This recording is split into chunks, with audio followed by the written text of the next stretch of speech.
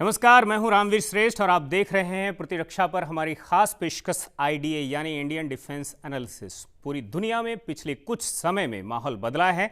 ऐसे में अपने आस पड़ोस पर नजर रखते हुए भारत को न सिर्फ सतर्क रहने की जरूरत है, बल्कि भारत के लिए अपनी प्रतिरक्षा को और मजबूत करना बेहद जरूरी है।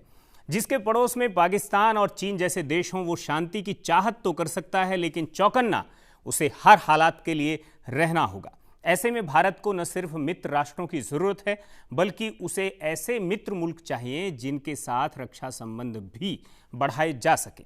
ऐसी स्थिति के लिए रक्षा कूटनीतिज्ञों की जरूरत पड़ती है। आज आईडीए में हम रक्षा सहयोग और रक्षा कूटनीति यानी डिफेंस कोऑपरेशन और डिफेंस डिप्लोमेसी पर चर्चा करेंगे। चर्चा में शामिल होंगे 3 विशिष्ट मेहमान।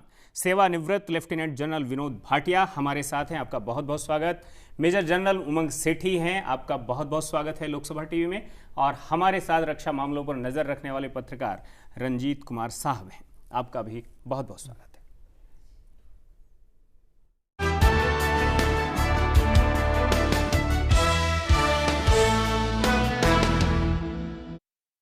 चर्चा शुरू करने से पहले विषय से संबंधित एक रिपोर्ट देखते हैं, फिर अपने मेहमानों के साथ इस संवाद को आगे बढ़ाएंगे। पूरी दुनिया ही इन दिनों अस्थिर भू राजनीतिक माहौल से गुजर रही है और विश्व मानचित्र पर भारत जहां स्थापित है, उस परिवेश को और ज्यादा अस्थिर कहें तो गलत ना होगा। अगर भारत के 2 सबसे बड़े पड़ोसियों की बात करें तो चीन और पाकिस्तान में आपसी दोस्ताना तो है, लेकिन भारत की बढ़ती ताकत दोनों को फूटी आंख नहीं सुहाती। ऐसे में भारत जैसे प्रगतिशील राष्ट्र को कई अन्य देशों से मित्रता की जरूरत है। मित्रता का पैमाना अगर रक्षा क्षेत्र में सहयोग तक पहुंच जाए तो उसकी अहमियत और बढ़ जाती है, और इस स्तर तक पहुंचने के लिए रक्षा कूटनीति एक अहम भूमिका निभाती है। याद दिलाने की जरूरत नहीं कि भारत को अपने प्रभुत्व का प्रतिद्वंदी मानने वाला चीन आर्थिक और सामरिक रूप से बेहद ताकतवर है, जो भारत को क्षेत्रीय दायरे तक सीमित रखना चाहता है। हालांकि भारत न सिर्फ उपमहाद्वीप में माहौल शांत रखने की कवायद में है, बल्कि अपनी आर्थिक प्रगति के लिए भारत की नज़र इंडियन ओशन रीजन यानी हिंद महासागर क्षेत्र के साथ ही एशिया प्रशांत क्षेत्र पर भी है। ओबामा प्रशासन ने भारत को मेजर डिफेंस पार्टनर का दर्जा दिया था, जिस पर अमेरिकी कांग्रेस की मुहर भी लगी थी, जिसके कुछ अहम फायदे हैं। वक्त है डिफेंस फोर्सेस के साथ मिलकर रक्षा और विदेश मंत्रालय रक्षा कूटनीति को और बल दे।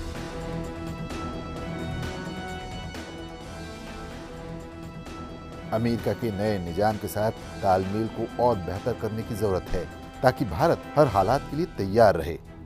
डिफेंस डिप्लोमेसी चीन के साथ भी भारत के संबंधों को काबू में रखने में अहम भूमिका निभा सकती है। लोकसभा टीवी।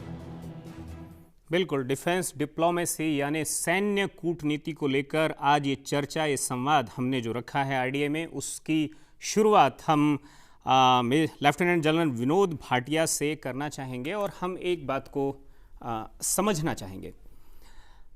शायद अमेरिका ने अपने तरह का पहला राष्ट्रपति देखा है जो थोड़ा लीक से हटकर है। कुछ लोग उसको जो कूटनीतिक पत्रकार हैं वो सन की राजा की तरह भी कह देते हैं।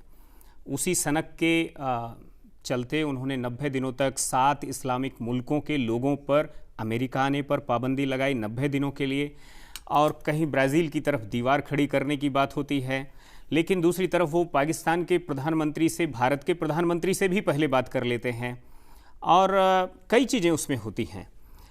ऐसे में आप जो अमेरिका का जो राजनीतिक नेतृत्व जो बदला है, उसका सैन्य डिप्लोमेसी पर जो असर आप देख रहे हैं वो क्या है? ये अमेरिका और इंडिया जो हैं दोनों डिफेंस पार्टनर्स हैं, मेजर डिफेंस पार्टनर्स हैं। लेकिन अमेरिका में बहुत कुछ राष्ट्रपति के नजरिए पर भी डिपेंड करता है। हाँ, लेकिन नेशनल इंटरेस्ट हैं वो तो वही के वही रहेंगे, चाहे राष्ट्रपति कोई भी हो। और जो डिप्लोमेसी है वो जो है हर डोमेन में होती है, डिप्लोमेटिक डोमेन में तो मिलिट्री डोमेन में। लेकिन आज तक अमेरिका अपने नेशनल इंटरेस्ट पाकिस्तान के साथ देखता रहा है। अमेरिका का इंटरेस्ट पाकिस्तान के साथ पहले था, यादा था, क्योंकि पाकिस्तान वो स्ट्रेटेजिक पार्टनर था उसका। अभी आप देखिए हमारा देश भी स्ट्रेटेजिक पार्टनर है अमेरिका का। अमेरिका के अलावा 32 और देश हैं जिसका स्ट्रैटेजिक पार्टनरशिप है और दुनिया बदल रही है। इंडिया आज एक रिस्पॉन्सिबल रीजन पावर है। बुश, क्लिंटन और ओबामा के आने के बाद अमेरिका में धीरे धीरे ग्रेजुअली ये जो एक तरह से स्ट्रेटेजिक पार्टनरशिप की बात है, उसमें भारत के साथ नजदीकियां ग्रेजुअली बढ़ी थीं, अभी तक भी वो बरकरार हैं, लेकिन ट्रंप के आने के बाद मैं ये बात कर रहा हूं। देखिए, ट्रंप के आने के बाद भी जो है, जो आप जो ग्लोबल सिक्योरिटी देख रहे हैं आप, जो है हाँ। वो मेरे ख्याल से कि हमारे पास अपॉर्चुनिटी अभी भी है, अभी भी रहेंगी। दोनों जो है पूरे वर्ल्ड की लार्जेस्ट डेमोक्रेसीज हैं। इंडिया लार्जेस्ट डेमोक्रेसी वर्ल्ड की, और अमेरिका जो है ग्रेटेस्ट डेमोक्रेसी है, वो पुरानी डेमोक्रेसी है। और हमारे इंटरेस्ट जो है, नेशनल इंटरेस्ट जो है, वो एक तरह से कॉन्ग्रुएंस हैं, एक उसमें काफ़ी सहमत है। मैं सोचता हूँ जो हमें जहाँ तक डिफेंस डिप्लोमेसी खासतौर पर सवाल है, हमें उसको अपनी जो डिप्लोमेसी में इंक्लूड करना चाहिए। पहले हम कहते हैं सॉफ्ट पावर, हार्ड पावर पे करते थे। अभी स्मार्ट पावर का ज़माना है, हर एक चीज़ स्मार्ट हो रही है, चाहे वो स्मार्टफोन हो, चाहे वो स्मार्ट एमिनेशंस हो, स्मार्ट पावर का ज़माना है। उस स्मार्ट पावर में जो है डिफेंस डिप्लोमेसी बहुत ज़रूरी है। और यूएसए के साथ, खास तौर से अमेरिका के साथ हमारे बढ़ते बढ़ते जो संबंध हैं अभी, आप देखिए हम उनके साथ ट्रेनिंग करते हैं, आर्मी की, एयरफोर्स की, नेवी की। हर साल आर्मी की एक्सरसाइज होती हैं, कुछ हमारे देश में होती है, उनके देश में होती हैं। उसमें क्या होता है, एक दूसरे कॉन्फिडेंस बिल्डिंग होती है। उन्होंने हमसे बहुत कुछ सीखना है, हमने उनसे बहुत कुछ सीखना है। हम जहाँ पर टेक्नोलॉजी सीखते हैं, वो हमसे टैक्टिकल सीखते हैं, क्योंकि हमारे जो फौजें हैं, 4th लार्जेस्ट आर्म फोर्सेज है हमारी, और हमारा बहुत एक्सपीरियंस है आजकल की लड़ाई में, खास एंटी टेररिस्ट ऑपरेशंस में, सीआई लड़ाई में। और उनको हमारे साथ सीखना है, हमको उनसे सीखना है, ये नहीं कि दोनों इसमें सीखते हैं। तो यूएसए से हम 3 या 4 अलग अलग एक्सरसाइज करते हैं। उसके अलावा हमारा जो इक्विपमेंट है, जो टेक्नोलॉजी हम उनसे ले रहे हैं, वो भी हमारे डिफेंस के लिए बहुत ज़रूरी है। तो एक दूसरे से ये जो है डिप्लोमेसी में ये ज़रूरत है कि हम डिफेंस डिप्लोमेसी को और आगे बढ़ाएं।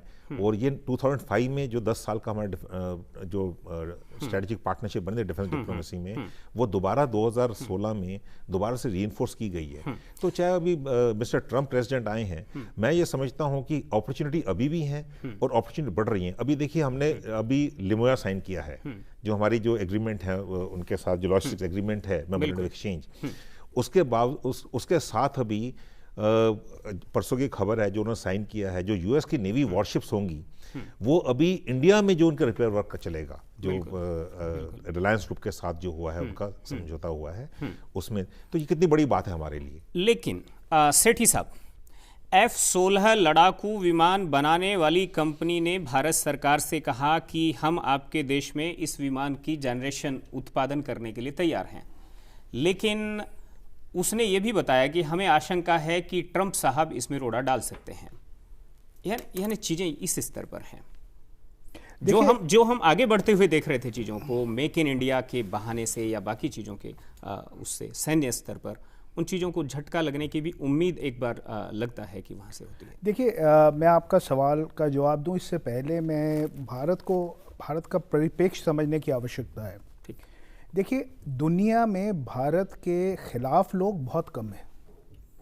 अगर आप भारत के खिलाफ लोगों की गिनती करें तो उसमें मेरे ख्याल में, आपको लगता है जो कम ताकतवर होता है उसके खिलाफ लोग भी कम होते हैं? देखिए, ये तो नज़रिए की बात है। मैं तो किसी नज़रिए से भारत को कम ताकतवर देशों की श्रेणी में नहीं रखता। ठीक। भारत की अगर आप पूरी आर्थिक जो हमारी प्रगति है, सामाजिक एकता देखिए, जो हमारी प्लूरल सोसाइटी देखिए, डेमोक्रेसी देखिए, हमारा पीसफुल राइज देखिए, सबसे बड़ी बात जो हमने पंचशील की बात की, जो हमने पीसफुल कोएग्जिस्टेंस की बात की, वो भारत को एक दुनिया में नायाब मुल्क के तौर पर पेश करता है। भारत ना तो, लेकिन चीन उस पंचशील का जो है मरोड़ करके जो है गर्दन मरोड़ देता है। देखिए, ये आप जो बात कर रहे हैं, ये हर एक मुल्क अपने नेशनल इंटरेस्ट को गार्ड करता है। भारत भी करता है, अमेरिका भी करता है, चीन भी करता है। अब आपने कहा कि राष्ट्रपति ट्रंप कोशिश कर रहे हैं कि मेक इन अमेरिका हो, क्योंकि वहाँ पर मिडिल क्लास लोग जो हैं नौकरी के लिए परेशान है। हमारे देश में ही मेक इन इंडिया चल रहा है। अब यहाँ पर लेकिन जब ये इंटरेस्ट टकराएंगे तो क्या होगा? देखिए, इसमें जब इंटरनेशनल डिप्लोमेसी होती है, वो जीरो सम गेम नहीं होती। वो ऐसे होती है कि कुछ उनकी बात मानी जाएगी, कुछ हमारी बात मानी जाएगी, और ये हमारी काबिलियत और सलाहियत पे, हमारी डिप्लोमेटिक शक्ति के ऊपर निर्भर करता है कि हम अपने इंटरेस्ट को कैसे गार्ड करते हैं, जबकि अमेरिका अपने आप को गार्ड करता है। इसे डिप्लोमेटिक लैंग्वेज में ग्रेट गेम भी कहा जाता है। हर एक मुल्क अपने इंटरेस्ट को गार्ड करेगा और उसके हिसाब से कार्रवाई करेगा। अभी 21 जनवरी को तो ट्रंप साहब ने ऑफिस संभाला है, आज हम बात कर रहे हैं 1 महीना भी पूरा नहीं हुआ। सो ये अर्ली डेज है। मेरा आपसे गुजारिश ये होगा कि एक बड़े नतीजों पे पहुंचना और एक पॉलिसी के लेकिन जिस तरह से उन्होंने 7 इस्लामी मुल्क के लोगों पर एकदम बैन लगाया, कई और हार्ड डिसीजन तुरंत लिए, तो उससे लगता है पूत के पांव पालने में दिखते हैं। इसमें मेरा जो विचार ये है कि एक बड़ा आजकल जोक चल रहा है कि पहली बार दुनिया का एक डेमोक्रेटिक मुल्क में एक प्रधान है जो अपने चुनावी वायदों को पूरे करने पर उसकी आलोचना की जा रही है। उन्होंने अपने चुनाव के दौरान ये बातें कही थी। अब ये किस रंग लेगा, क्या पॉलिसीज आएंगी? अभी आपने देखा कि अमेरिका के अंदर ही जुडिशरी ने उनको अभी ये काम करने नहीं दिया। कैसे मॉडरेशन होगा, इसको वक्त दीजिएगा। मेरे ख्याल में नतीजों पे पहुंचना बहुत जल्दी होगा। एक तरह से रंजीत साहब, एक बात तो ठीक है कि स्मार्ट आर्मी का जमाना है और चीन जैसे देश भी अपनी आर्मी को कम करने की, साइज को कम करने की कोशिश कर रहे हैं और तकनीक को उसके साथ और ज़्यादा अपग्रेड कैसे किया जाए उस पर जोर दे रहे हैं। लेकिन जो भाटिया साहब ने एक बात कही कि दोनों देशों के नेशनल इंटरेस्ट बराबर हैं। एक गांव के लोग कह देते हैं एक 7 समंदर पार का देश और एक 7 समंदर वार का देश, दोनों के नेशनल इंटरेस्ट कैसे बराबर हो जाते हैं? अब भारत और चीन की बात करते हैं, भारत और अमेरिका की बात। भारत और अमेरिका के नेशनल इंटरेस्ट बराबर नहीं कर सकते, तालमेल कर सकते हैं, एक सामंजस्य कर सकते हैं। उनके हित और अलग अलग समाज है, समाज का डेमोग्राफिक का डायस्पोरा अलग है, इकोनॉमिक डायस्पोरा अलग है, ठीक है, फिर हम कैसे उसको बराबर उनके राष्ट्रीय हित और भारत वो पूरी दुनिया पर शासन करना चाहते हैं और हम सह अस्तित्व की बात करते हैं। नहीं, उनके अमेरिका के राष्ट्रीय हित और भारत के राष्ट्रीय हित यदि मेल खाते हैं तो दोनों साथ मिलकर काम करेंगे। और इस समय जो अंतर्राष्ट्रीय माहौल है, वर्तमान जो सामरिक परिदृश्य जिस तरह से विकसित हो रहा है, उसमें अमेरिका और भारत साथ आते हुए लगते हैं। तो मैं एक गांव में जो छोटी मोटी जो गुटबाजियां होती हैं उनकी तरह से ही इंटरनेशनल चौपाल को भी देखता हूं। हर समय देखा जाता है कि एक दबंग आदमी जो है हर कमजोर आदमी का उपयोग करता है। इस नजरिए से आप भारत और अमेरिका के रक्षा संबंधों पर कोई टिप्पणी करना चाहेंगे? देखिए, भारत एक कमजोर देश नहीं है। भारत अपने इलाके का, भारत कमजोर देश नहीं है, लेकिन वो कमजोर का भी अपना एक दायरा होता है। मेरा कमजोर से मतलब मिट्टी का माधो नहीं है। कमजोर यानी उसका यूज करने वाली बात है। भारत अमेरिका का यूज करने की कैपेसिटी में है या नहीं? देखिए, अमेरिका को भारत ने पीछे एग्रीमेंट किया गया, आपके लड़ाकू विमानों को हम भारत की जमीन पर कहीं भी उतरने देंगे, आइए आप, ठीक है। लेकिन हाँ, वो यहाँ पर अमेरिका चीन के साथ भिड़ सकता है, पाकिस्तान के साथ भिड़ सकता है। यहाँ कुछ अगर वो खेल खेलना चाहता है तो भारत ने एक एग्रीमेंट किया। भारत अमेरिका में जाकर के अमेरिका की धरती पर अपने लड़ाकू विमान उतारने का उसका तो कोई तुक है नहीं। किससे भिड़ना है वहाँ जाकर के? ये एक बात है, क्योंकि वो नीयत भी नहीं है हमारी वैसी और वैसी पॉलिसी भी नहीं है। देखिए, भारत और अमेरिका के सामरिक हित फिलहाल मेल खा रहे हैं और इसी के मद्देनज़र दोनों देश सामरिक मामलों में आगे बढ़ते हुए दिख रहे हैं, साथ साथ सहयोग करने की बात कर रहे हैं। क्योंकि अमेरिका के राष्ट्रपति ने पद संभालने के पहले भी और उसके बाद भी चीन से एक तरह का चुनौतीपूर्ण एक तरह के रिश्ता उन्होंने विकसित करने की बात कही। चीन को एक चुनौती दी कि दक्षिण चीन सागर के इलाके में आपको हम प्रभुत्व स्थापित नहीं करने देंगे। जो दक्षिण चीन सागर के जो द्वीपीय इलाके हैं उन पर चीन का प्रभुत्व स्थापित नहीं होगा। और भारत का हित भी इसी में मेल खाता है कि दक्षिण चीन सागर का जो इलाका है वो समुद्री नौवहन के लिए, मैरीटाइम ट्रेड के लिए खुला रहे। और क्योंकि भारत का जो आधा से अधिक समुद्री व्यापार उसी इलाके से होता है, तो वह इलाका पूरी तरह से स्वतंत्र होना चाहिए, समुद्री नौवहन के लिए स्वतंत्र होना चाहिए।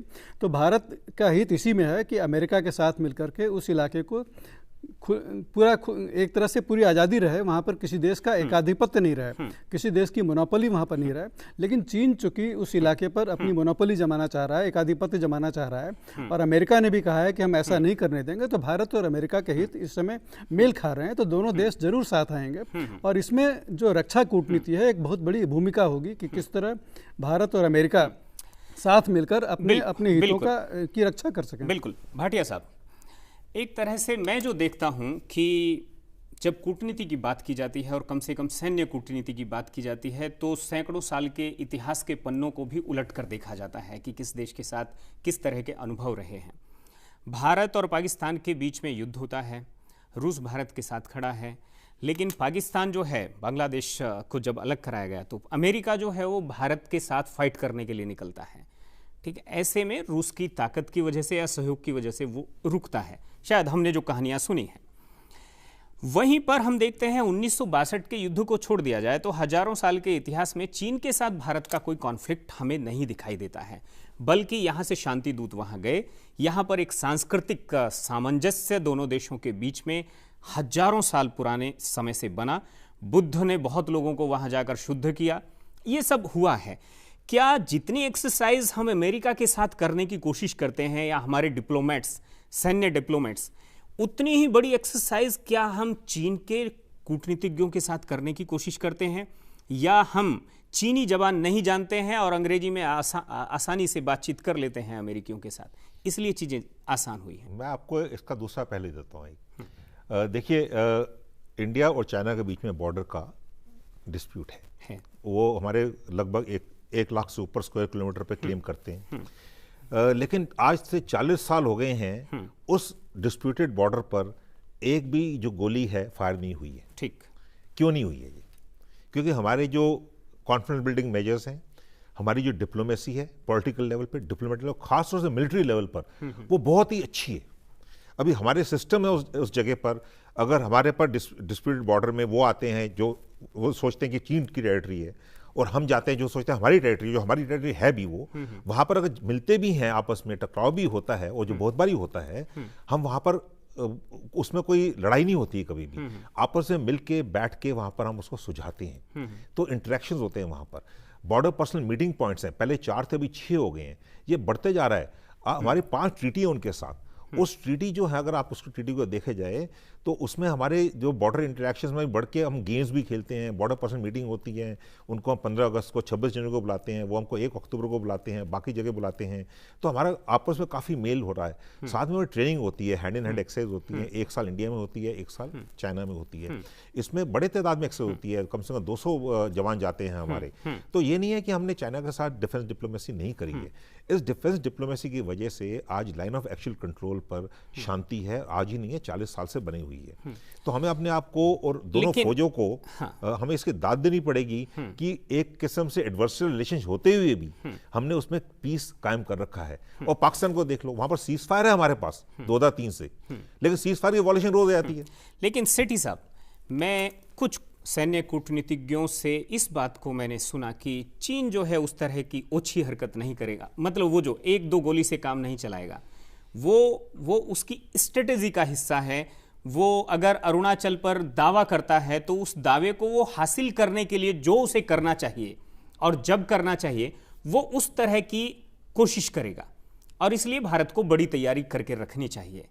क्या ये बात सही है, या केवल वो बात सही है कि हमने उनके साथ बड़े सीमा पर दोस्ताना रिश्ते और उन रिश्तों की वजह से गोली नहीं चलती है? दोनों में क्या कोई देखिए, इसमें कोई डाइकोटमी नहीं है, इसमें कोई द्वंद्व नहीं है। एक बिल्डिंग ब्लॉक है। बिल्कुल, बिल्डिंग ब्लॉक ये है, पहली बात कि दुनिया में शायद ये एक इकलौता बॉर्डर है जहां पर 1968 के बाद शांति है। ठीक। दूसरी बात, जैसे जन साहब ने कहा, लेकिन उस शांति की वजह वो है जो भाटिया साहब बिल्कुल बिल्कुल, वो शांति की वजह ये है जी कि वहाँ एक सिस्टम मैकेनिज्म है। जिन ट्रीटीज की बात की गई वो दोनों मुल्कों ने साइन की हुई हैं और वो दोनों मुल्क उस पे अमल करते हैं। अब देखिए, लेकिन ट्रीटी तो हमने शिमला ट्रीटी पाकिस्तान के साथ भी की, देखिए दोनों मुल्क अलग अलग हैं। यही तो जन साहब ने एक बड़ी बात करी कि लाइन ऑफ कंट्रोल में और लाइन ऑफ एक्चुअल कंट्रोल जो कि चीन के साथ है और जो पाकिस्तान के साथ है उसमें फ़र्क है। और फ़र्क ये है कि दोनों डिस्प्यूटेड बॉर्डर हैं, पर बदकिस्मती की बात यह है कि यहाँ दो मैच्योर्ड मुल्क इस बात को मानते हैं कि हाँ जी हमारा आपस में मन मुटाव है, कुछ इश्यूज हैं जो हमें रिजॉल्व करनी है। और देखिए एक बड़ी बात है कि भारत और चीन लगातार इस कोशिश में है, नेशनल सिक्योरिटी एडवाइजर के लेवल पर ये लगातार मीटिंग्स होती हैं, इसमें फौजी लोग, फॉरेन अफेयर्स के लोग सब शामिल होते हैं और इसके कई राउंड हो चुके हैं। और ये फैसला हुआ कि जब बॉर्डर की जो झगड़ा है वो अपनी जगह, जो हमारे आपस में मनमुटाव हैं वो अपनी जगह, बट हम पीस और ट्रैंक्विलिटी मेंटेन करेंगे ताकि कोई ऐसी वजह ना हो जिससे हालात और बिगड़े। ये मैच्योर्ड देशों का काम करने का तरीका है। अनफॉर्चुनेटली हम पाकिस्तान के साथ इस मुद्दे पर आ नहीं पाए। 2003 में मुशर्रफ साहब ने कहा था कि जी यहाँ पर सीज फायर होगा, हम लोगों ने कोशिश की, दोनों मुल्कों ने कोशिश की, बट कुछ कारण जो सबको विदित हैं, जो वो प्रॉक्सी वॉर करना चाहते हैं, टेररिस्ट रोज भेजते हैं, उनकी वजह से कैसे शांति रह सकती है। बिल्कुल। हम यहाँ पर चीन से जुड़ी हुई एक बात को और थोड़ी आगे बढ़ाना चाहेंगे। हांगकांग एक ज़माने में चीन का था, ब्रिटेन ने ले लिया, आज चीन का है। ताइवान चीन का एक ज़माने में हिस्सा था, लेकिन ताइवान अलग हुआ और ताइवान को लेने की कोशिश चीन, यानी ताइवान को भी अपने साम्राज्य या अपने देश का हिस्सा बनाने की वो कोशिश में या वो उसके नज़रिए का हिस्सा है। कूटनीतिज्ञों का ये कहना है कि भाई ताइवान के मसले पर भारत को चीन सरकार का समर्थन करना चाहिए। ये बात कितनी दमदार है? देखिए, चाइना की जो वन चाइना पॉलिसी है, ताइवान, हांगकांग, तिब्बत बिल्कुल और मकाओ, ये सभी उस वन चाइना पॉलिसी के तहत आते हैं। हाँ। जहाँ तक ताइवान का सवाल है, ताइवान ने खुद को अभी तक अपने को एक स्वतंत्र देश के तौर पर घोषित नहीं किया है। वो अभी एक पीपुल्स रिपब्लिक ऑफ चाइना, जो चाइना को बोलते हैं, और रिपब्लिक ऑफ चाइना ताइवान बोलता है। तो दोनों अब अपने को चाइना के तौर पर ही जाने जाते हैं। दोनों देश अभी तक ताइवान ने अपने को चीन से अलग घोषित नहीं किया और वो चीन का एक हिस्सा एक तरह बना हुआ है। चाइना भी कहता है कि ताइवान चीन का हिस्सा है। वहाँ पर केवल अलग अलग शासन है, अलग अलग सरकारें हैं। ताइवान में गैर कम्युनिस्ट सरकारें ही तो अलग करती हैं किसी चीज को, लेकिन देश के तौर पर दोनों अलग नहीं है। अमेरिका बीच में जो है अड़ा हुआ तो है, अपने अपने जहाजों को लगा। ताइवान भी अपने को चीन ही बताता है, रिपब्लिक ऑफ चाइना, वो रिपब्लिक ऑफ ताइवान नहीं है। तो क्या ये इतना मधुर संबंध है जैसा रंजीत नहीं, साहब मधुर संबंध नहीं है। देखिए ऐसे है जी कि अलग अलग देश तो हैं वो किसी एक स्तर पर, बिल्कुल, पर जो चीन अपना प्रभुत्व स्थापित करना चाहता है ताइवान पर, यह कहता है ये हमारा हिस्सा है, ये हांगकांग पे आज उसका हो गया, तिब्बत उसका हो गया। अब वो क्या हो रहा है कि साहब ये एक डिप्लोमेटिक मनूवर है। वो हमारे एरिया में आके बोलता है साहब अरुणाचल हमारा है, मान लीजिए, बिल्कुल। तो हम भी तो कुछ डिप्लोमेटिकली कुछ ऐसा कर सकते हैं, ये नहीं कि हम कर रहे हैं, बट ये प्रेशर पॉइंट्स होते हैं डिप्लोमेसी में। दलाई लामा का समर्थन तो हम करते ही हैं। नहीं, देखिए दलाई लामा हमारे पास आए थे बहुत पहले, 1958, तो वो 59 में 1959 के आए हुए हैं। दलाई लामा इस देश में रह रहे हैं। हाँ, ये एक मुद्दा है जो चीन को पसंद नहीं है, पर ये एक प्रेशर पॉइंट है। अगर वो अरुणाचल की बात करेगा तो कहीं ना कहीं डिप्लोमेसी में, धर्मशाला में तिब्बत का झंडा बुलंद करेंगे। नहीं, अब हम करेंगे, हमने तो बड़ा क्लियर कह दिया कि वो हम ऐसी कोई एक्टिविटी को सपोर्ट नहीं करते। हम उनकी गवर्नमेंट को भी रिकग्नाइज नहीं करते हैं, जो उनकी गवर्नमेंट इन एग्जाइल है। बट देखिए कूटनीतिक में ये दोनों मुल्क कोशिश कर रहे हैं, जॉकिंग फॉर स्पेस की बात हो रही है यहाँ, कि यहाँ पर आकर के आप एक जगह पहुँचना चाहते हैं जहाँ पर आप आपस में एक मुद्दे पर आकर के, एक लेवल पर आकर के गिव एंड टेक की बात करें और नेशनल इंटरेस्ट को गार्ड करें।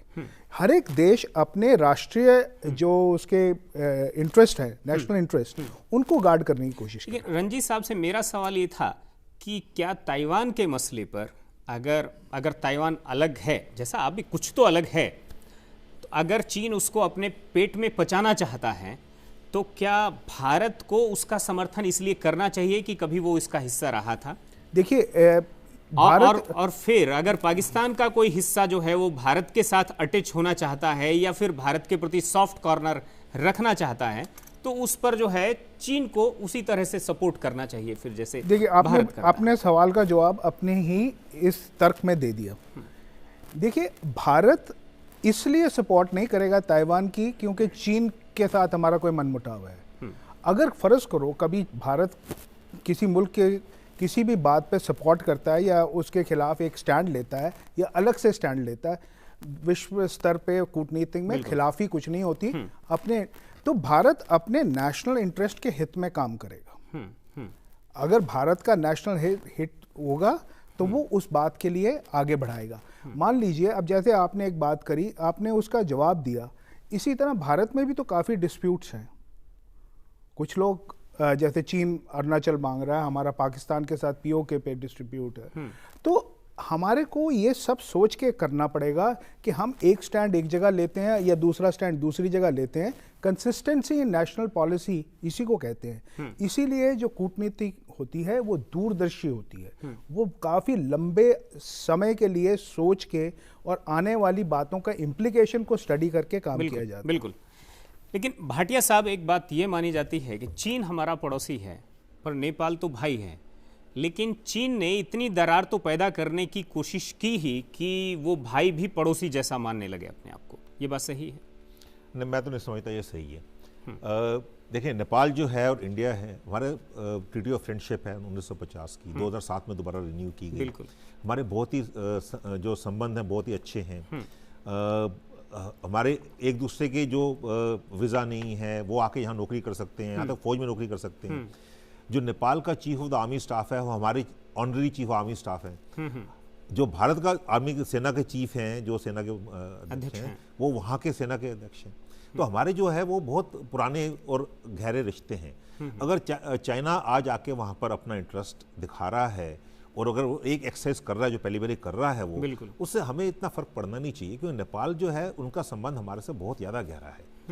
और हमारे जो चाइना का साथ ट्रीटी है उसमें भी लिखा हुआ है कि अगर हमारे देश दूसरे देशों के साथ, लेकिन जब सैकड़ों दिनों के लिए नाकेबंदी कर दी जाती है और पूरा का पूरा जो रसद है वो एक तरह से नेपाल के लोगों की कट जाती है, लोगों को नमक तक खाने के लिए नहीं मिलता है, तब एक अलग तरह की बातें तो देखिए, ये इंटरनल डायनेमिक्स है, ये अलग चीज़ है।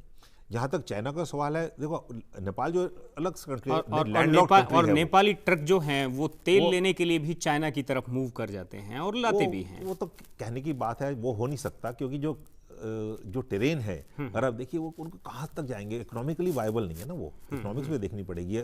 जो पेट्रोल की कीमत अगर आज, लेकिन वायबिलिटी कैसे आ सकती है ये तो चीन जानता है। वो तिब्बत तक ट्रेन लेकर आता है, वो ग्वादर पोर्ट तक अपना गलियारा लेकर आ रहा है, बाकी सब चीजें, ये तो वायबिलिटी तो रास्ता बनाने से होती है। इसमें बहुत सारी चीजें हैं जो आप बोल रहे हैं कि वो चीन ने अपना ट्रेन ले आया, तो ट्रेन का मतलब कितनी अहमियत रखता है। हमारे यहाँ तो लैंड बॉर्डर्स हैं, कितने ट्रक जा सकते हैं, कितनी ट्रेन आ सकती हैं, ये देखिए ना आप। पूरे नेपाल की पॉपुलेशन को नहीं सपोर्ट कर सकते। अभी नेपाल में पिछले जब भूकंप आया, उसे सबसे पहले इंडिया पहुंची हेल्प के लिए। नेपाल के साथ हमारे जो संबंध है वो बिल्कुल अलग प्लेन पर है, अलग लेवल पर है।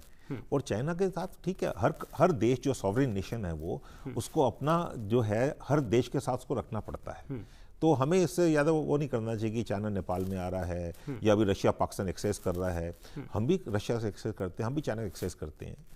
तो हमारे बाकी हम देखिए, हम पूरे जो चाइना के साथ देखिए, हम मंगोलिया का एक्सेस करते हैं, वियतनाम में है, लाओ में हमारी ट्रेनिंग टीम है, कंबोडिया में हमारे जाते हैं। आप इधर देखिए जो कजाकिस्तान में हम एक्सेस करते हैं जाके, अफगानिस्तान में हमारे इंटरेस्ट हैं, अफगानिस्तान के हम ऑफिसर ट्रेन करते हैं हर साल। तो ये नहीं है कि मतलब हम सिर्फ वो चाइना हमारे जो नेबरहुड में कर रहा है, हम भी तो कर रहे हैं, अपनी नेबरहुड खुद देख रहे हैं। अब हम भूटान के साथ, श्रीलंका के साथ, मालदीव के साथ, म्यांमार के साथ, बांग्लादेश के साथ एक्सरसाइज करते हैं। पाकिस्तान को आप छोड़ दो, ठीक है ना, बाकी सबके साथ एक्सरसाइज करते हैं, मिलिट्री एक्सरसाइज करते हैं, हर चीज उनके साथ हमारा अच्छा संबंध है सबके साथ। और क्यों ना हो, तो अगर चाइना अगर नेपाल में कर रहा है तो हम इसमें कौन सी कोई बड़ी बात हो गई, हम भी तो करते जाके एक्सरसाइज के चारों तरफ। बिल्कुल, यानी तो ये तो पूरी डिप्लोमेसी, ये तो कूटनीति इसको आप बोल रहे हैं, यही तो है। अगर वो कर रहे हैं तो हम भी तो कर रहे हैं ना, तो हम भी बड़ा स्ट्रांग नेशन है। बिल्कुल, आपका कहना है कि नेशनल इंटरेस्ट भी होते हैं और इंटरनेशनल इंटरेस्ट भी होते हैं, लेकिन इन दोनों इंटरेस्ट के बीच अपना इंटरेस्ट कैसे मजबूत बना रहे, इसके लिए ज़रूर कुछ ना कुछ ऐसी बातें होती हैं जिनको आगे रखना पड़ता है, फ्रंट पर रखना पड़ता है। ब्रेक के लिए रुक रहे हैं, संवाद जारी रहेगा।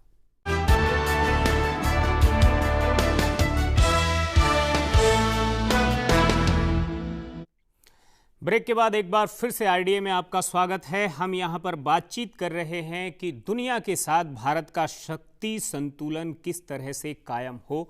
चीन है, कहीं अमेरिका है, कहीं पाकिस्तान है और कहीं वो छोटे छोटे देश हैं जिनके साथ मिलकर भारत अपने चरित्र को एक तरह से वहाँ पर स्थापित करता है। चाहे उसका वो मानवीय चेहरा हो जिसको वो अफगानिस्तान में, जिसको इस तरह के भूटान में, छोटे छोटे और देशों के साथ, नेपाल के साथ उसका भाईचारे जैसा रिलेशन हो, ये सारी चीज़ें हैं। एक तरफ पाकिस्तान को हैंडल करना है, चीन के साथ कहीं ना कहीं रिश्तों में बर्फ़ जमी रहे, वहाँ गर्माहट ना आए, एक तरह से वो भी एक ज़रूरी चीज़ है। और अमेरिका के साथ उसकी सैन्य जुगलबंदी किस तरह से आगे बढ़े, ये भी एक बड़ी बात है। और मुझे लगता है इन सारी चीज़ों को लेकर जो चीन और जो भारत ने जो कोशिश की है, उन कोशिशों को अगर हम 70 साल में अगर देखें तो ये जो सफ़र है इसमें ऐसे जिसको हम माइलस्टोन कह सकते हैं, ऐसे कौन कौन से ऐसे पड़ाव थे जो भारत के हित में गए हों, ऐसे एक दो बातें कुछ आप। देखिए जी, इसकी शुरुआत जहाँ तक चीन का सवाल है वो प्राइम मिनिस्टर राजीव गांधी की विजिट से शुरू होती है। ठीक। उनकी और देंग शाओपिंग के साथ जब बातचीत हुई तो वो तब से हमने ये फैसला किया कि दोनों मुल्क मनमुटाव को साइड पर रख करके बाकी क्षेत्रों में अपने रिलेशनशिप्स को बढ़ाएंगे, और वो शुरुआत होती है, वो एक बड़ा स्टार्ट पॉइंट माना जाना चाहिए। उसके बाद में हम दोनों मुल्कों ने 5 ट्रीटीज अलग अलग समय पर साइन की, और जो लास्ट ट्रीटी साइन की है वो 2014 में साइन की, 2014 अक्टूबर में साइन की, जिसमें हमने ये फैसला किया कि बॉर्डर पे हमारा कैसा आपस में सौहार्दपूर्ण रिश्ता रहेगा, जिसमें बात की, जैसे जनरल भाटिया ने बात की थी कि बॉर्डर पर्सनल मीटिंग्स कहाँ होंगी, जैसे अलग अलग पॉइंट्स खोले जाएंगे, और पॉइंट्स खोले गए, ट्रेड और ट्रांजिट कैसे होगा, आपसी जो इश्यूज हैं उनको कैसे रिजॉल्व किया जाएगा।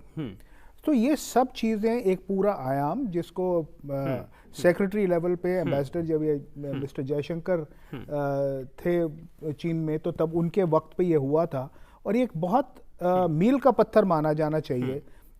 एक इंक्रीमेंटल रिलेशनशिप डेवलपमेंट हो रही है भारत और चीन के बीच में, जो सीमा क्षेत्र है उसको लेकर के। तो ये बड़े खास कदम लिए गए हैं, और अब दोनों देशों के बीच में ट्रेनिंग शुरू हो गई है, सो अंडरस्टैंडिंग भी बेटर है। बिल्कुल। बड़े लेवल पर लीडरशिप भी आपस में मिलते हैं। भारत के सेनाध्यक्ष, वायुसेना अध्यक्ष, नौसेना अध्यक्ष अलग अलग समय पर अलग अलग मुल्कों का दौरा करते हैं, और वो चीन भी जाते हैं उन्हीं दौरों के मुताबिक, एक प्लान के मुताबिक। हाई लेवल डेलीगेशन मीटिंग होती है, मिनिस्ट्रियल लेवल मीटिंग होती है। चीन पाकिस्तान को जैसे एक ख़राब मुल्क के तौर पर दुनिया भर में अब मतलब देखा भी जाता है कि भाई ठीक है, आप आतंकवाद को भी पनाह देते हैं, आप कहीं ना कहीं ड्रग्स है और बहुत सारी ऐसी चीज़ें हैं जिनका आप ठीक है गंदगी का वो बने हुए हैं। कहीं ना कहीं आपको ये भी लगता है कि क्या अगर चीन के साथ, जैसा अभी सेठी साहब ने कहा कि भारत की अगर सैन्य डिप्लोमेसी अगर बेहतर होती है और सीमाई जो डिस्प्यूट हैं अगर वो शॉर्ट आउट हो जाते हैं भविष्य में, तो क्या आपको लगता है कि चीन की जो एक सप्लाई लाइन है, पाकिस्तान की जो एक सप्लाई लाइन है जो चीन से खुल रही है, चाहे उसका परमाणु हथियार बनाने का कार्यक्रम हो, चाहे बाकी सब चीज़ें हैं, उसको कहीं ना कहीं बहुत बड़ी मात्रा में कंट्रोल किया जा सकता है, उस पर नियंत्रण किया जा सकता है, क्योंकि पीछे से अफगानिस्तान तो हमारे साथ है ही, और अगर दूसरी तरफ से जो है चीन है और तीसरी तरफ भारत खड़ा है, तो फिर पाकिस्तान के लिए कुछ बचता नहीं है।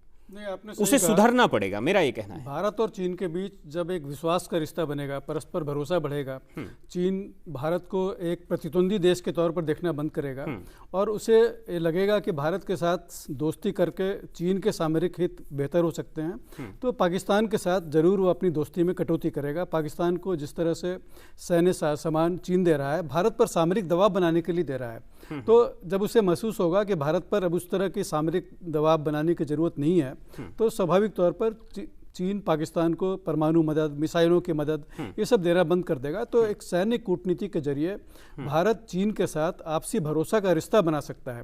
देखिए, सबसे बड़ी बात यह है कि भारत और चीन के जो राजनीतिक नेतृत्व हैं, बड़ी परिपक्वता है, इसमें मैच्योरिटी है। पाकिस्तान में वो उस तरह की मैच्योरिटी नहीं है, तो भारत और पाकिस्तान के बीच उस स्तर की बातचीत नहीं हो पाती है, जो सैन्य कूटनीति तो हो नहीं पाती है, क्योंकि जो सैन्य रिश्ते भारत और पाकिस्तान के बीच नहीं है। भारत और चीन के बीच सीमा पर भारी तनाव के बावजूद सैन्य आदान प्रदान जिस स्तर पर हो रहा है, बहुत ही सराहनीय है। देखिए, दोनों देशों के बीच साझा सैनिक अभ्यास होते हैं। भारत के जो युद्धपोत हैं चीन के नौसैनिक अड्डों पर सद्भावना दौरे पर जाते हैं, और चीन के और भारत के जो सेनाध्यक्ष हैं एक दूसरे के यहाँ आते जाते हैं। तो ये एक सैन्य कूटनीति का बहुत बड़ा हिस्सा है, जिससे दोनों देशों के बीच तनाव को काफी एक रोक करके रखा गया है। एक उसे और मुझे लगता है सेठी साहब कि एक्सरसाइज जो है इस दिशा में, यानी चीन और भारत के साथ, ये इस पर जोर शायद बहुत ज्यादा दिए जाने की जरूरत है। देखिए, मैं इनसे थोड़ा सा हटके आपको बात करना चाहूँगा।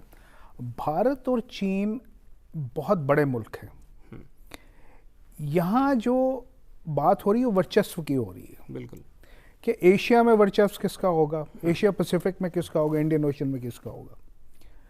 तो ये कहना कि भारत और चीन आपस में हम एक कंपटीशन में भी रहेंगे, हम कोलैबोरेट भी करेंगे, हम एडवर्सेरियल रिलेशन भी रहेगी, पर देखिए, जैसे इन्होंने कहा कि लीडरशिप बहुत परिपक्व है, वो ये कोशिश कर रहे हैं कि नेगेटिव्स कम हो और पॉजिटिव्स ज्यादा हो। पहले तो ये बात समझ आनी चाहिए कि चीन और भारत के रिलेशंस बहुत ज्यादा डिप्लोमेसी को और कूटनीति को टेस्ट करेंगे। इसमें वर्चस्व की बात है और हर राष्ट्र चाहता है कि मेरा वर्चस्व कायम हो। भारत अपनी स्ट्रैटेजिक ऑटोनॉमी, लेकिन भारत जैसा देश हमने जो समझाया, लोग भी समझे, वो वर्चस्व के बजाय वो तो कोएग्जिस्टेंस की बात करते रहे हैं। देखिए, कोएग्जिस्टेंस की बात अपनी जगह है।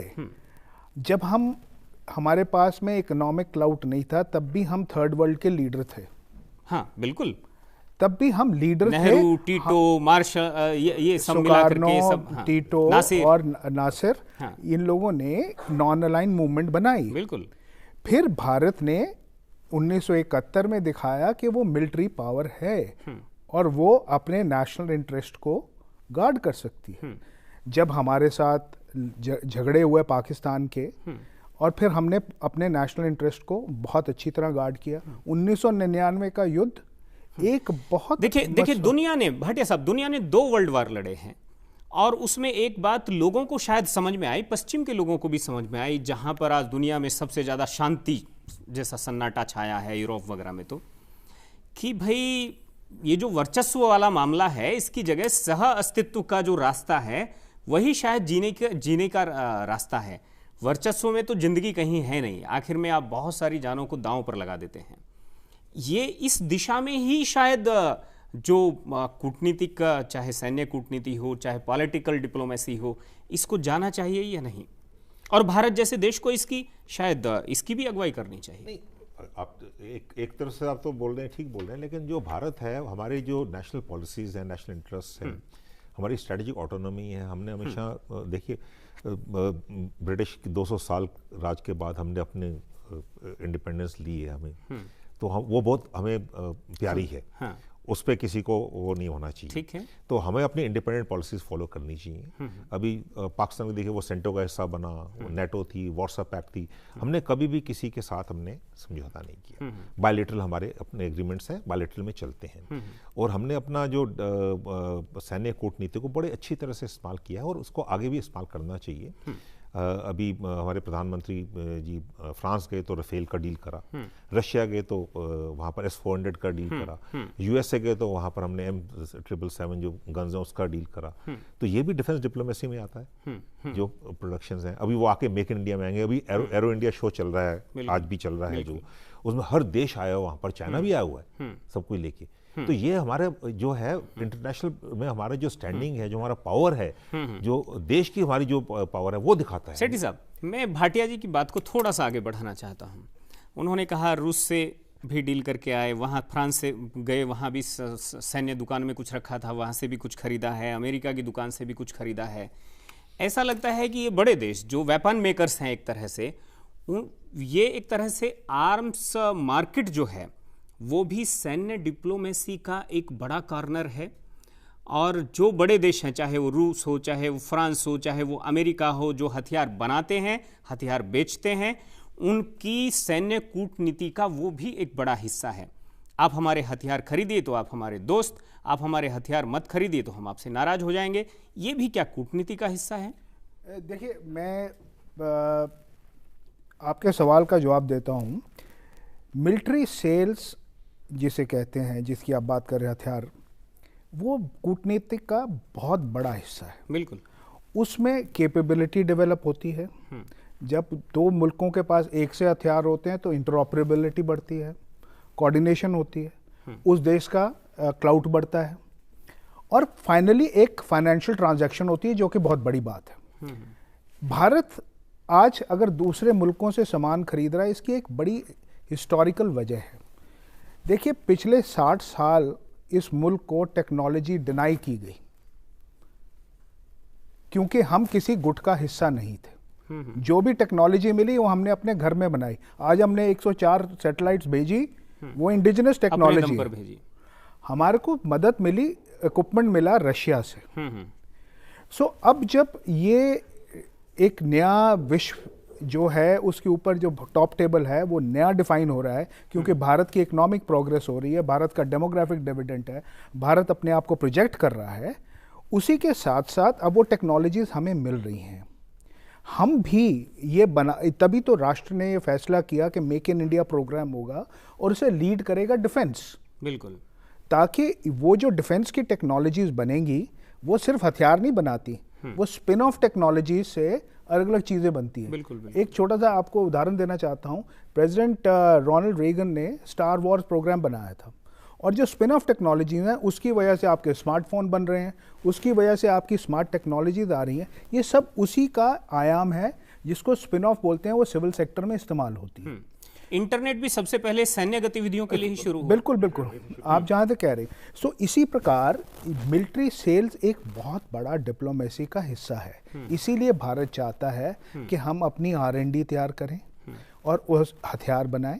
आपने देखा रिपब्लिक डे पर एक गन लाई गई जो कि प्राइवेट सेक्टर ने बनाई है, जो कि अभी ट्रायल्स होंगे, अगर एक्सेप्ट हो गई तो हम लेंगे। हो सकता है हम दूसरे मुल्कों को दें। ब्रह्मोस हमने बनाई रशिया के साथ में।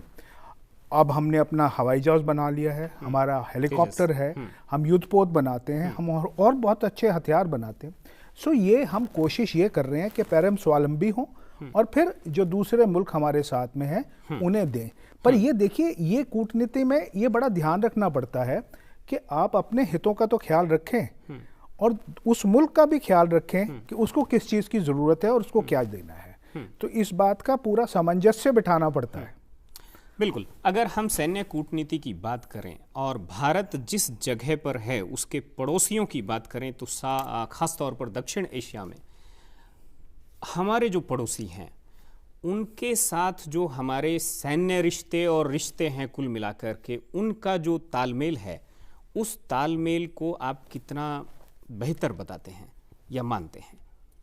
और अगर कहीं लूफोल है, कमी है, तो हम चाहेंगे। सबसे बड़े भारत का जो सबसे बड़ा सामरिक हित है, जो भारत के आसपास समुद्री इलाके में जो द्वीपीय देश हैं, बिल्कुल, मालदीव हैं, मॉरिशस हैं, सेशेल्स हैं, ये सब हिंद महासागर के द्वीपीय देश हैं जिन पर भारत की सैन्य मौजूदगी और भारत के साथ इन देशों के जो रक्षा रिश्ते हैं, राजनीतिक रिश्ते हैं, वे मजबूत होने चाहिए। तो ये रक्षा राजनय के जरिए ही मजबूत हो सकते हैं, क्योंकि जो सेशेल्स जैसे एक छोटा द्वीप देश है, उसकी अपनी सामरिक ज़रूरत है, उसकी सैनिक ज़रूरत है, लेकिन उसके पास संसाधन नहीं है। तो भारत सेशेल्स जैसे देश को युद्धपोत देता है, टोही विमान देता है, तो एक तरह की सैनिक कूटनीति का हिस्सा है। राजनयिक शब्द का तो खूब इस्तेमाल होता हुआ दिखा है, लेकिन रक्षा राजनयिक शब्द जो है मैं थोड़ा पहली बार सुना।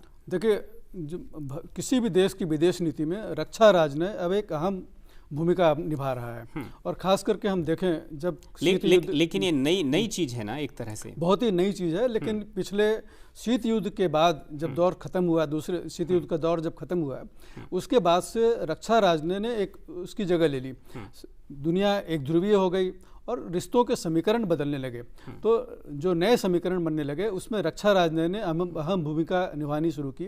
जैसे भारत ने क्या भारत ने माने एक तरह से डिफेंस डिप्लोमेट्स के तौर पर कुछ लोग उसके हैं जिनको टैग लगाकर दुनिया में भेजता है कि हाँ ये हमारे। देखिए, डिफेंस अताशेज होते हैं हमारे सभी दूतावासों में, जो भारत के रक्षा हितों को देखते हैं। भारत उन देशों के साथ रक्षा रिश्ते कैसे विकसित किए जाएं उस पर नज़र रखते हैं। जिन देशों की बात चल रही थी उन देशों में खासतौर पर अफगानिस्तान है या फिर मॉरिशस है, सेशेल्स है, बाकी इधर श्रीलंका है, इन देशों में क्या इस तरह की गतिविधियों के लिए लोगों को देखिए, भारत का जो रक्षा राजनय है इन देशों पर विशेष तौर पर केंद्रित है, क्योंकि सेशेल्स है, मॉरिशस है, मालदीव्स है, ये सब भारत के प्रभाव क्षेत्र के देश हैं, और इन देशों को भारत के प्रभाव क्षेत्र में ही रहना चाहिए, क्योंकि इन्हीं से भारत के सामरिक हितों की पूर्ति होगी, की सुरक्षा होगी। नहीं तो अन्यथा चीन जैसे देश है जो इन पर अपना प्रभाव जमाने की कोशिश कर रहे हैं, और भारत की जवाबी कोशिश होती है कि चीन के प्रभाव में ना आने पाए। तो भारत अपने रक्षा राजनय के जरिए इन देशों को कई तरह की सैनिक मदद देता है, और न केवल सैनिक मदद देता है बल्कि प्राकृतिक आपदाओं के दौरान या युद्ध के दौरान कैसे क्या मदद दी जाए। सेठी साहब, जो अभी रंजीत जी ने कहा, ये जो किसी भी देश में आने वाला जो प्राकृतिक संकट है, प्राकृतिक आपदा है, किसी तरह की कोई ऐसी चीज़ें हैं, तो उनमें अगर कोई देश, भारत जैसा देश अगर इनिशिएटिव लेता है, नेपाल के मामले में उसने एक बड़ा इनिशिएटिव लिया था वहाँ भूकंप आने पर, या कहीं भी इस तरह की चीज़ें होती हैं, वो कितना अहम साबित होती हैं कहीं ना कहीं उस भरोसे को कायम करने के लिए जो भरोसा एक डिप्लोमेसी में चाहिए, सैन्य डिप्लोमेसी में भी चाहिए। मैं आपको थोड़ा सा बताना चाहूँगा कि देखिए, अगर आप याद करें जब एक बार बांग्लादेश में बहुत बड़ा चक्रवात आया था, तो प्रेसिडेंट जयवर्धने और प्राइम मिनिस्टर राजीव गांधी वहाँ इकट्ठे गए थे, और वहाँ पर फिर हमने मदद की थी। जब सुनामी आया था हम भी बहुत बुरी तरह से प्रभावित हुए थे, पर फिर भी भारतीय नौसेना ने साउथ ईस्ट एशियन कंट्रीज़ में जा करके, खास करके म्यांमार और बाकी कंट्रीज़ में काफ़ी अच्छा राहत पहुँचाई थी। नेपाल में तो ऑफ कोर्स जनरल भाटिया ने बताया, और इसके अलावा देखिए पाकिस्तान के साथ भी जब भूकंप आया था लाइन ऑफ कंट्रोल पे, तो तब दोनों मुल्कों ने, हालांकि हमने क्रॉस जा कर के की नहीं, पर एक दूसरे के लिए जो अपने अपने इलाकों में काफ़ी काम किया गया, और ये यकीन किया गया कि उन कामों में कोई खलल ना आए, कोई फायरिंग ना हो, कोई और बात। तो मानवीय आधार पर जब ये राहत की बातें होती हैं, देखिए दुनिया आज इस बात से में इकट्ठे एक लेवल पर बात करती है कि जब ये प्राकृतिक आपदाएं आएँ या पैंडेमिक्स आएँ, बिल्कुल, तो जो देश हैं वो इकट्ठे मिलकर के काम करें, और जिनके पास ये स्मृता है वो दूसरे की मदद करें। इसके लिए कैपेबिलिटी डेवलप करनी पड़ती है, इसके लिए इक्विपमेंट लाना पड़ता है, इसके लिए आपके पास स्ट्रेटेजिक एयरलिफ्ट होनी चाहिए, जैसे हमारे पास थी। हम नेपाल पहुंच गए, हम सबसे पहले पहुंचे, मदद की। अब इसका एक प्रभाव तो होता है, जैसे जनरल भाटिया ने कहा कि नेपालीज भारतीय सेना में भी काम करते हैं, भारत में भी आके काम करते हैं, सो एक लिंकेज है। जब हम लोग वहाँ जाते हैं तो उनको लगता है कि ये देश जो है ये हमारे बारे में सोचता है। जब भारत के प्रधानमंत्री वहाँ जाते हैं और आश्वासन देते हैं, तो ये सारा एक राष्ट्र, एक रूपता जैसी लगती है। हाँ, और दूसरा देखिए कैपेबिलिटी किसके पास है, एयरलिफ्ट कैपेबिलिटी एयरफोर्स के पास है, आपके पास में इक्विपमेंट सबसे ज़्यादा इंजीनियरिंग इक्विपमेंट आर्म फोर्सेस के पास है, ट्रुप्स आर्म फोर्सेस के पास हैं, एनडीआरएफ जरूर ट्रेंड है, उनके पास अपना इक्विपमेंट है, बट स्ट्रैटेजिकली सबसे ज़्यादा आर्म फोर्सेस के पास ये कैपेबिलिटी होती है। और कहीं जैसे सुनामी आया तो नौसेना के पास ये कैपेबिलिटी है। इसलिए जो भारत की सशस्त्र सेनाएं हैं वो ऑटोमेटिकली इसमें इन्वॉल्व हो जाती हैं। और जो वहाँ के जो कूटनीतिक हैं हमारे लड़के, जो हमारे राजनीतिक, जो फौजी, जिसे मिलिट्री डिप्लोमेट्स बोलते हैं, वो एक अहम रोल अदा करते हैं।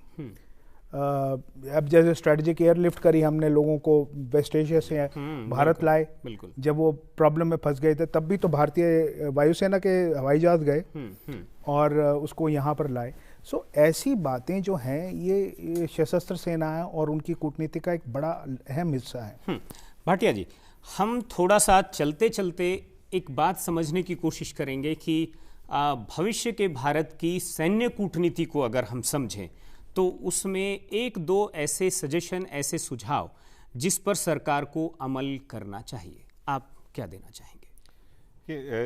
इसमें 3-4 चीज़ें हैं। एक तो जो हमारा मिनिस्ट्री एक्सटर्नल अफेयर्स है और जो हमारा जो डिफेंस डिप्लोमेसी का डिपार्टमेंट है मिनिस्ट्री ऑफ डिफेंस में, जो जॉइंट सेक्रेटरी पीआईसी के नीचे है, और तीनों सर्विसेज का भी एक अलग अलग है उसमें डिफेंस डिप्लोमेसी, उसको एक साथ मिलकर काम करना पड़ेगा। एक पॉलिसी होनी पड़ेगी, उस पॉलिसी के साथ साथ बजट होना पड़ेगा उसके लिए, क्योंकि बजट बहुत ज़रूरी है। अगर हम यहाँ पर ट्रेनिंग के लिए, हमारे पास बहुत लोग, बहुत देश हमारे पास यहाँ पर ट्रेनिंग करना चाहते हैं, अपने ऑफिसर्स ट्रेन करना चाहते हैं। जब उनको ट्रेन करते हैं, ये वापस जाएंगे, ये हमारे राजदूत होंगे, क्योंकि वो यहाँ ट्रेन हुए, यहाँ पर सीखा उन्होंने। अफगानिस्तान है, एशिया अफ्रीकन कंट्रीज़ हैं, वेस्टर्न यूरोपियन कंट्रीज़ हैं, यूएसए है।